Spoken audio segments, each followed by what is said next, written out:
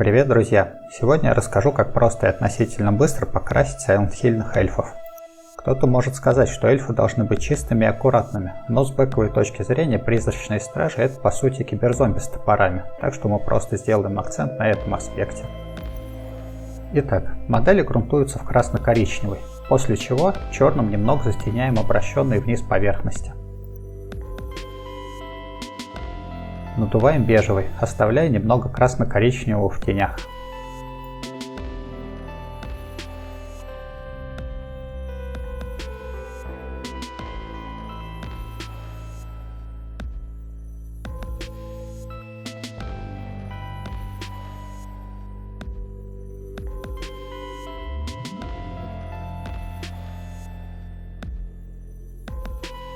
Высветляем белым. Для большего контраста и художественности в него замешана капелька серо-зеленого. Им же красим тряпочки.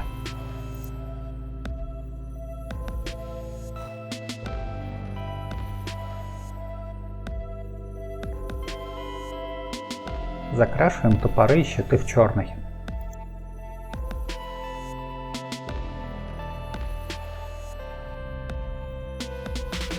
Теперь делаем псевдо-НММ. В данном случае выводить градиенты особо смысла нет, все равно они закроются слоями загрязнений.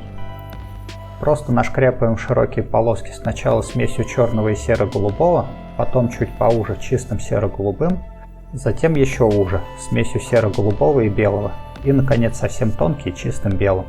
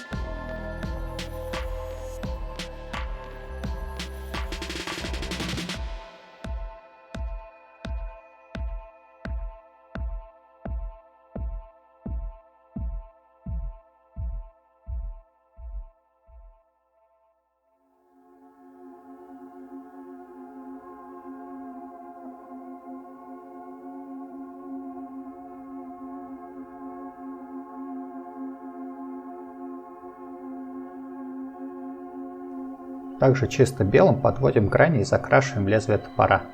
Вообще нам ММ тут не особо-то и нужен, с обычными металликами было бы не хуже. Просто закрасить в темный, продрайбрашить светлым и также светлым закрасить лезвие топоров. Для того, чтобы сделать основную грязь на топорах, я использовал битумный лак. Просто берем разлапистую кисть из щетины и хаотично натыкиваем.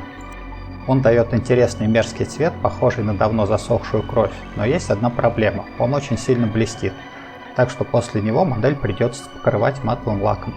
Если это критично, то его можно заменить какой-нибудь подходящей по цвету масляной краской.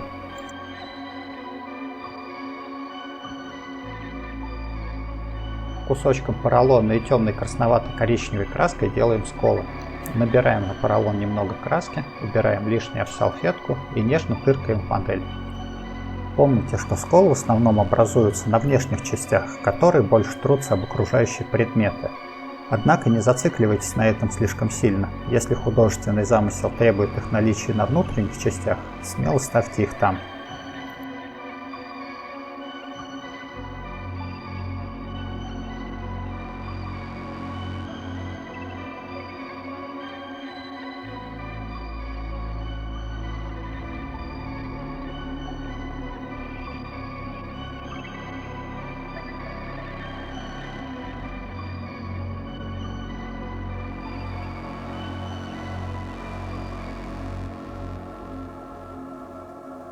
Чтобы создать неравномерную подложку под текстуру на тряпочках, тыкаем в них бешево.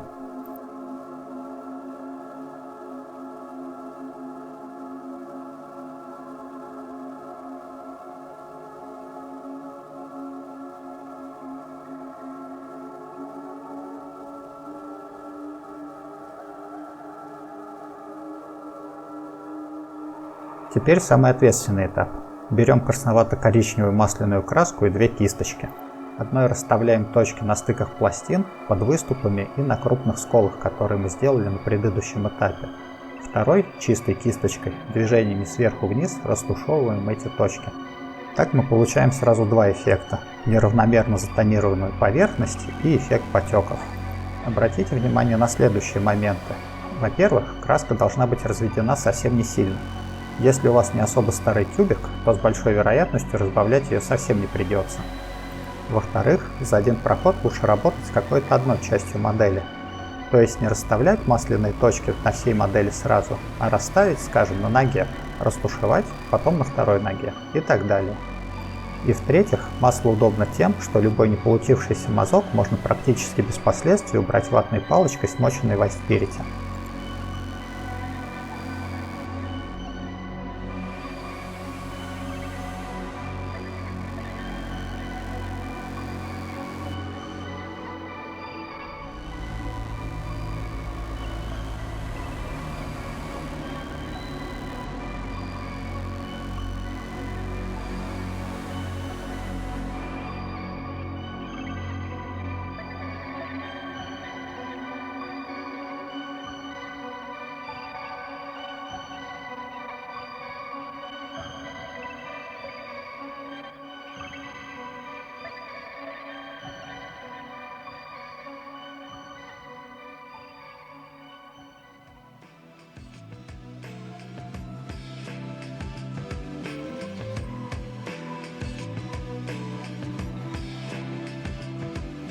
Тряпочки тоже тонируем.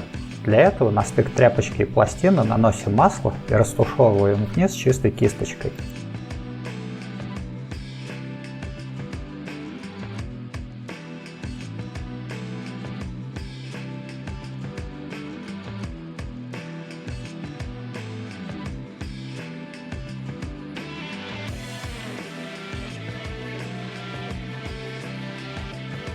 Добавляем ржавчину.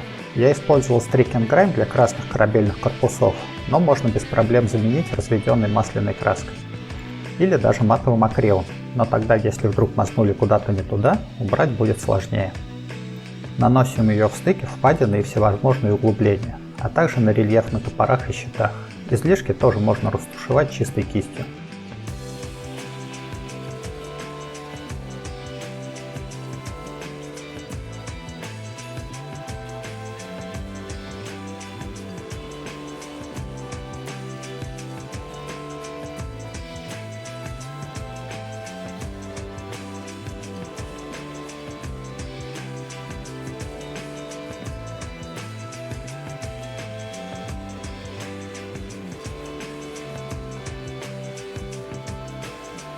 Чтобы добавить чуть больше цветового разнообразия, на самые крупные сколы и топоры со щитами добавляем светлой ржавчины.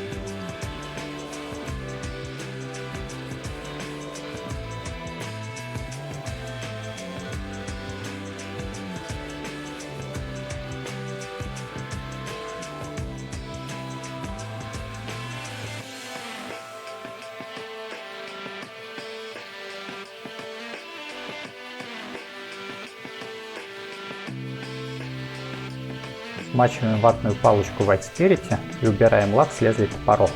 Также можно сделать чуть почище рукоятки и щиты, если считаете, что мазнули лишнего. Затем модели покрываются матовым лаком.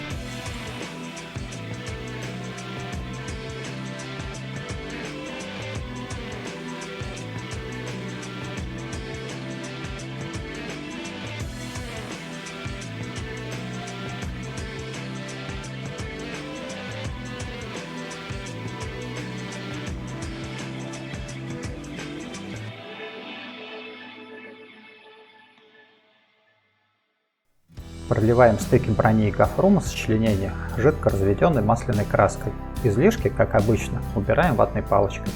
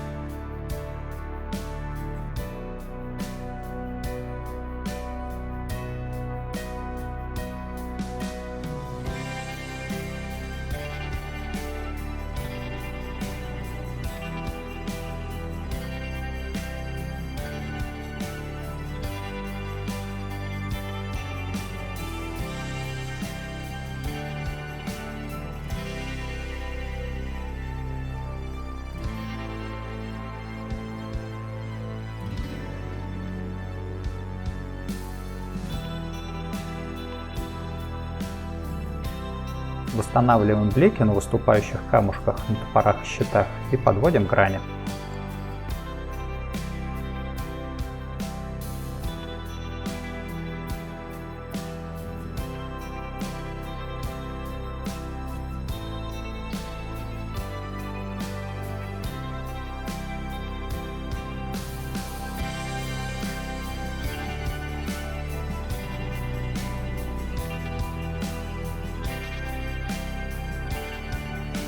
Добавляем свежий кровища.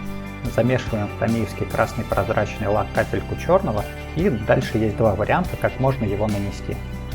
Первый – это запуская с упругой кисточки при помощи зубочистки. Так она разлетается крайне артистичными брызгами, но иногда попадает куда не надо. Кроме того, лак достаточно быстро налипает на кисточку и перестает с нее слетать, так что тут требуется определенная сноровка. Второй – просто натыкайте разлапистой кисточкой. Так пятна получаются не столь экспрессивными, зато контроля куда больше. Разумеется, никто не мешает эти способы комбинировать.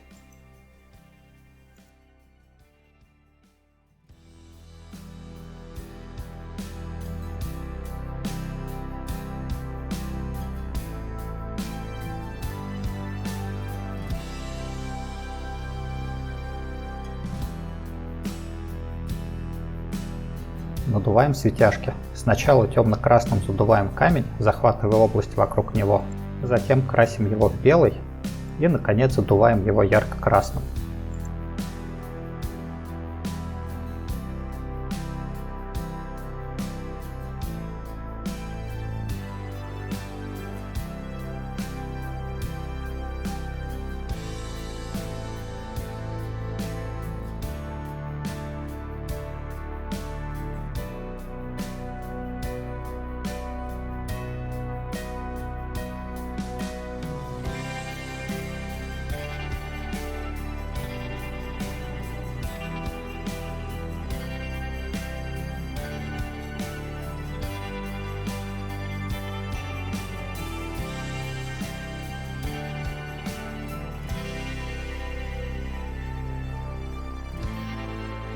Подобным же образом можно покрасить и обычные камни.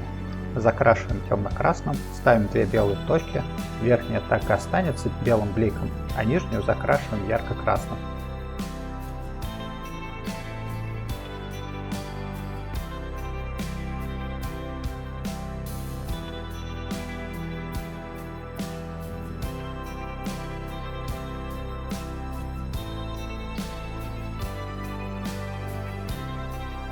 Готовые модели выглядят так. В заключение надо сказать, что это крайне простой вариант покраски, ориентированный на скорость, и если требуется, можно увеличить степень проработки деталей практически на каждом этапе, но, как по мне, они и так выглядят весьма стильненько. На этом все. Список красок в описании. Спасибо за просмотр и до новых встреч!